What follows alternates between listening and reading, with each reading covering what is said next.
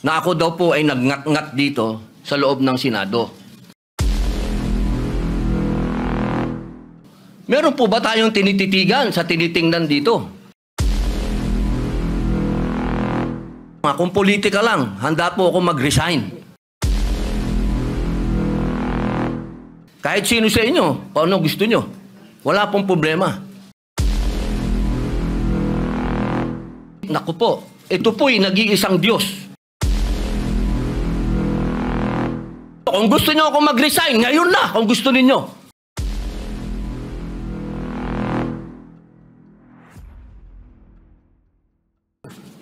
Yes, Senator Padilla, you're recognized. Maraming salamat po, Ginoong Pangulo.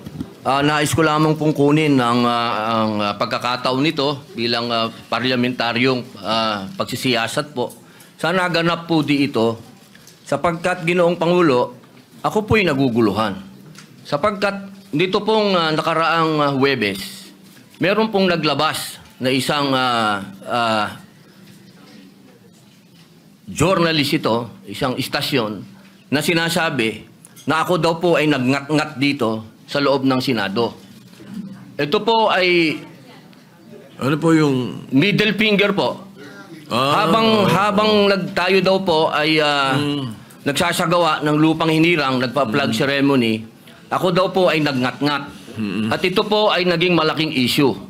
Ako po ay nagtataka, Ginoong Tagapangulo, sapagkat noong pong dati na binigyan ako ng issue na isang chismis, naglabas po kaagad ng ating Sergeant of Arms ng report at binigay niya po kaagad sa media.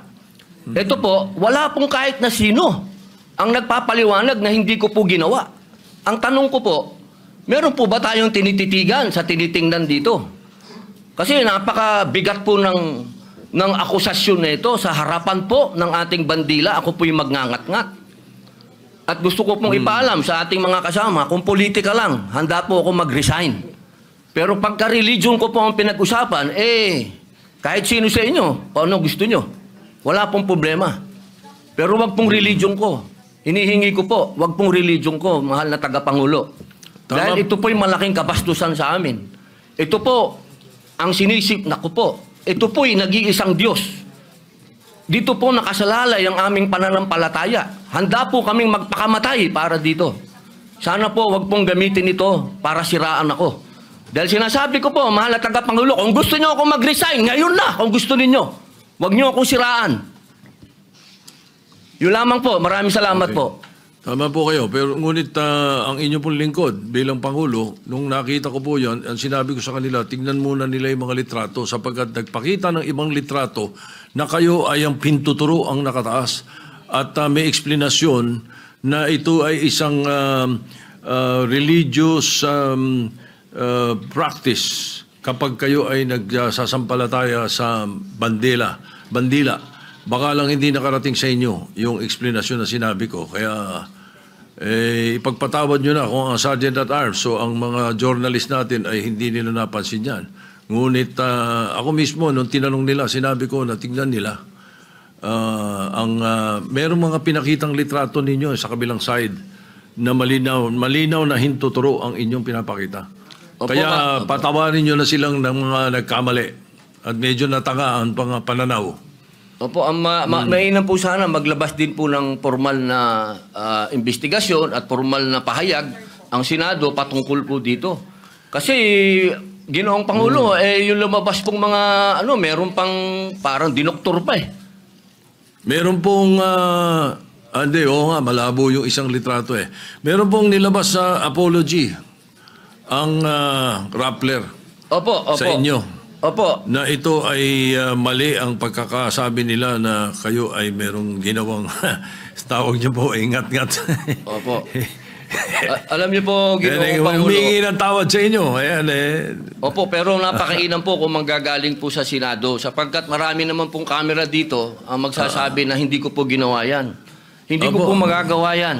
Tama. Napakalaking pambabastos po niyan. Hindi ko po magagawa, Ginoong Pangulo. Ako na mismo bilang bilang Senate President o tagapangulo ninyo, ako na nagsasabi na hindi ninyo ginawa yan. At tama yung mag-apologize sila sapagkat mali ang pinakita nila. Patawarin nyo na sila. Meron pang isa, merong naglabas din ng isang fake news na meron daw kumakanta rito ng Bayang Magiliw na pababoy.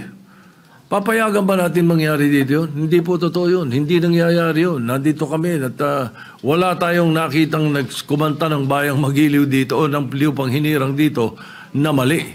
Kaya dapat nag-iingat ang ating mga netizens. Na ibang napakahusay ng mga netizens natin kung tutuusin Pero may mga ilan nakakasingit talaga ng mga fake news na ganyan. Siguro masyado na kayong popular kaya kayo pinag-initan. Maraming salamat po, Ginoong Pangulo. Wala po nga naman. Yes, Senator De La Rosa. Before we recognize Senator Bato de la Rosa, if he gives me the chance to help our distinguished colleague, Senator Robin Hood Padilla, kung gusto niya po, siya naman po ang chairman ng Committee on Public Information. We can refer his manifestation to his committee and he can look deeper into it kung okay sa kanya. Opo, kung yun po ang mamarapatin at pinakamaganda, opo. Maraming salamat po, opo, Pinuno Mayor Yang. All right, so Or at any least- objections? Yes, kasi Mr. President, he can also invite PRIB because the PRIB of the Senate, pag may mga ganyan, pag lumabas ka agad, pwedeng i-counter ng PRIB. Hindi na maghihintay po si Senator Robin Hood Padilla na i-stop pa niya magka-counter. Pwede nang i-counter agad kasi mayroon ng mga record ang PRIB, Your Honor. So, if it's okay with the good chairman of the Committee on Public Information, then I so move, Mr. Chairman, that we refer his speech to his committee. All right, any objection? Chair hears none. The speech or the manifestation of the senator from Mindanao be referred to the Committee on Public Information and Mass Media.